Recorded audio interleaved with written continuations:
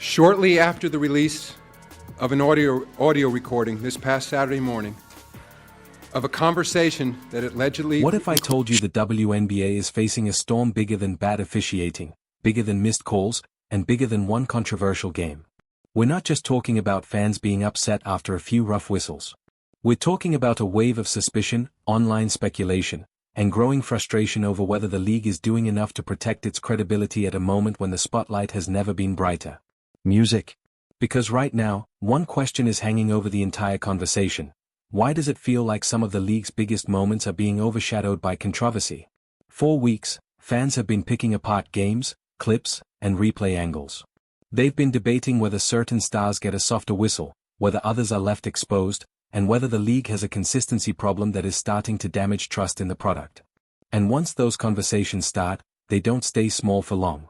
Now the noise is getting louder. Social media is flooded with reactions. Commentators are weighing in. Fans are connecting dots, whether fairly or unfairly, and the result is the same. People are watching the WNBA and asking questions that the league cannot afford to ignore. And at the center of all of it is a name everyone already knows, Caitlin Clark. Because whether you love the hype around her or think it's overblown, one thing is impossible to deny. She brought an entirely different level of attention to the league. Packed arenas. Massive TV numbers. Endless online engagement. People who had never watched a full WNBA game before suddenly had opinions, favorite teams, and tickets in their carts. So here's the part that has fans confused. If Clark is helping bring so much new attention to the sport, why does it sometimes look like she's being left out there without protection? Music. Why does it feel like every hard bump, every slap on the arm, every body check, every no call instantly becomes another piece of evidence in a much bigger debate? That's what has made this issue explode. It's not just one play. It's not just one game. It's the pattern people believe they are seeing. And once fans start talking about patterns, the conversation gets dangerous for any league. Because now it's no longer, did the refs miss that one? Now it becomes, why do they keep missing it? And from there, the leap to is something bigger going on, happens faster than any league office wants. Let's be honest. Caitlin Clark has taken a lot of contact this season. Some of it is the natural result of being a high-usage star with the ball in her hands all the time. Some of it is veteran physicality.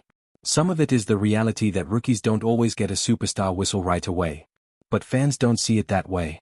They see possessions where she gets bumped off her line, hit on drives, and knocked around off-ball, only for play to continue.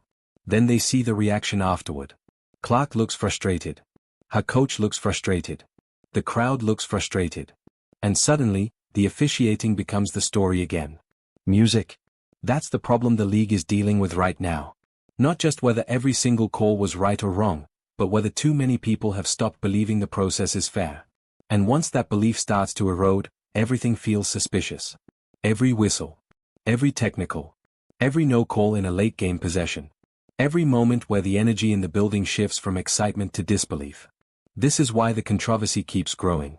Because for a lot of viewers, it no longer feels random. It feels cumulative. Now let's talk about another name that keeps entering the conversation, Alyssa Thomas. Nobody who understands basketball doubts how great Alyssa Thomas is. She's one of the toughest, smartest, and most complete players in the game. She impacts every level of the floor and has built a reputation as someone who earns everything through effort and intensity. That part is not up for debate. But fans aren't always discussing the player. They're discussing the whistle around the player. And that's where things get messy. Music. In recent matchups involving Indiana, supporters have pointed to stretches where momentum seemed to stop the second the Fever started building rhythm. A call here. Free throws there. Contact on one end that gets ignored, then a similar bump on the other end that gets rewarded. Whether those complaints are fully justified or not, perception matters. If viewers feel like the same type of play is being judged differently depending on who's involved, then frustration is inevitable. And Indiana fans have made that point over and over. They watch Aliyah Boston battle in the paint, absorbing heavy contact possession after possession. They watch Clark take hits on the perimeter.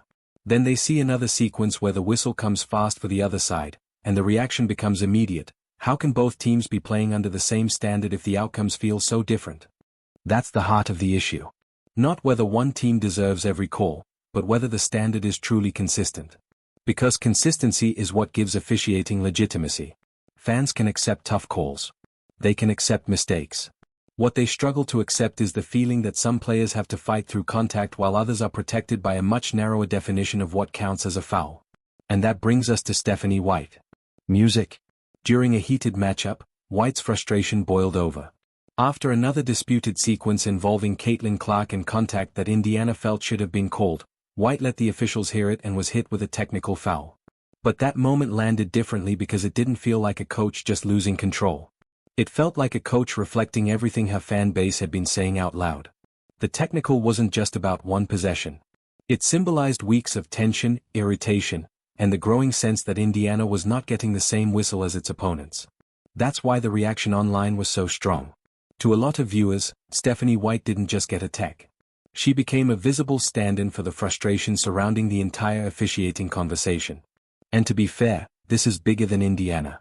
Fans want every star, every veteran, every rookie, every role player to be judged under the same standard. Whether it's Caitlin Clark, Alyssa Thomas, Aaliyah Boston, Aja Wilson, or anyone else, people want to believe the rules are being applied evenly. The second that confidence starts to slip, every outcome becomes more controversial than it needs to be. Now let's talk about the part of sports controversy that always makes people the most nervous: money. Because in modern sports, once fans start connecting officiating discourse to gambling, the conversation becomes explosive. Over-unders, player props, fouls, assists, scoring totals. The sports betting ecosystem has changed how people watch games, and it has also changed how people interpret officiating. Music. A whistle in the first quarter isn't just a whistle anymore.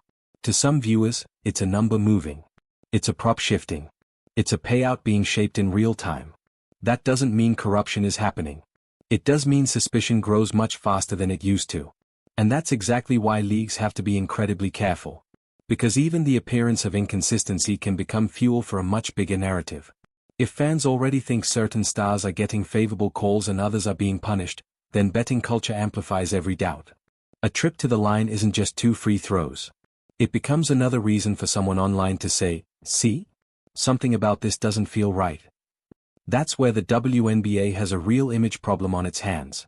Not necessarily because there is proven wrongdoing, but because too many people feel comfortable assuming the worst. And once fans begin assuming the worst, public trust becomes incredibly difficult to rebuild. You can see it all over social media right now. Clips slowed down frame by frame. Side-by-side foul comparisons. Highlight reels of no calls. Hashtags demanding accountability. Jokes about referees. Memes about star treatment. Angry comment sections under nearly every major post involving controversial moments. Music. This isn't isolated anymore. It's part of the weekly conversation. And it's not just fans driving that conversation.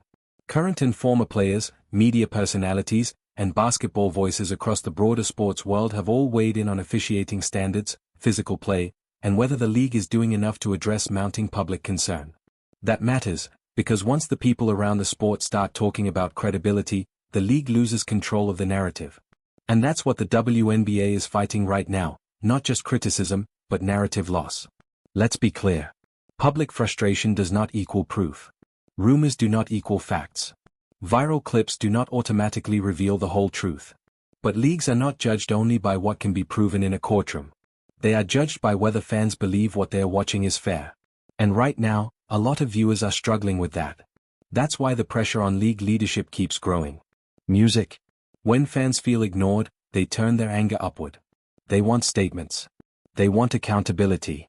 They want transparency. They want someone from the top to step in and say, "We hear the concern, we're reviewing the issues, and we take the integrity of the game seriously." When that doesn't happen quickly enough, silence becomes part of the controversy. And silence is dangerous, because people always fill silence with their own theories. That's where a lot of this current outrage is coming from. Not just the calls themselves, but the feeling that there hasn't been enough clarity, enough urgency, or enough visible reassurance from leadership that the league understands how damaging these perceptions can become. Because if fans don't trust the whistle, then they stop trusting the outcome. If they stop trusting the outcome, then every big moment is weakened. Every rivalry, every award race, every playoff push, every record-setting performance becomes vulnerable to the same reaction: "Yeah, but can we really trust it?" Music. And that is a nightmare scenario for any league, especially one in the middle of a major growth moment. Now let's ask the hardest question of all: What happens if the WNBA doesn't get in front of this? Because this is no longer just about officiating discourse. It's about brand health. It's about momentum. It's about the league's ability to convert attention into long-term trust.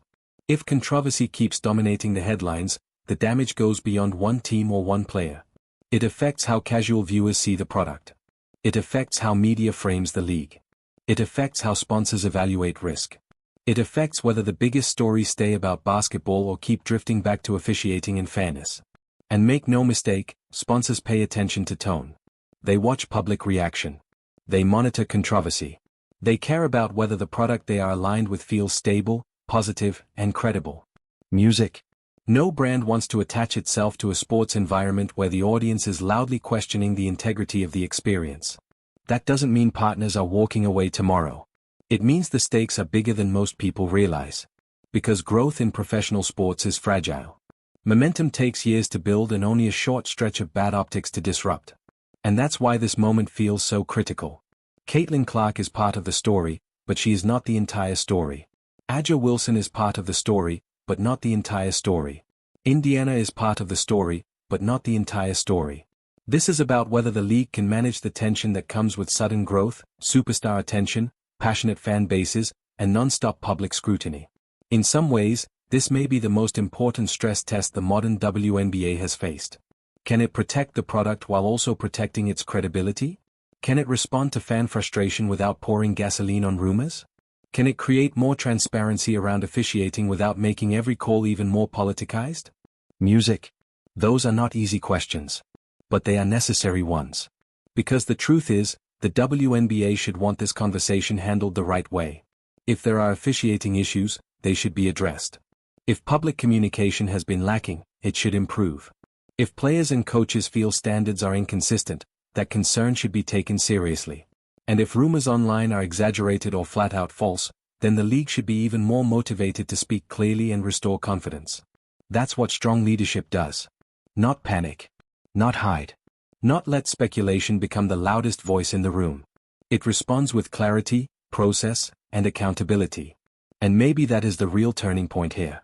Not the controversy itself, but what happens next. If the league treats fan distrust like background noise, the problem gets worse. If it addresses it directly, it has a chance to come out stronger. That's the crossroads.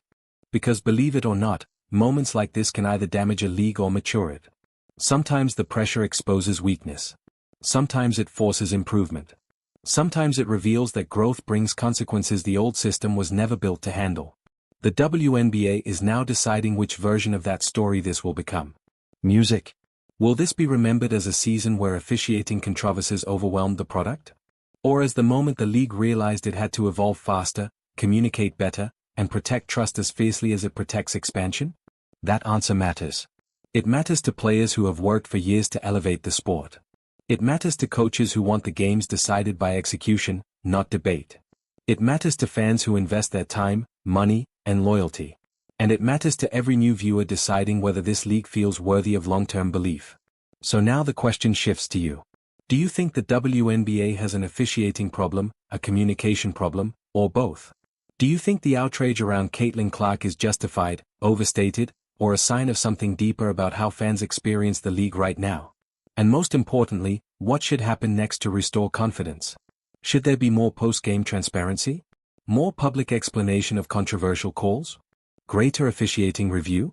Stronger communication from league leadership? Music. Because if the league wants to keep growing, it cannot afford to act like trust will repair itself. Fans are paying attention. Critics are paying attention. Sponsors are paying attention. And the players themselves are paying attention. The next move matters. If the WNBA handles this moment the right way, it could emerge more credible, more mature, and more prepared for the level of attention it now commands.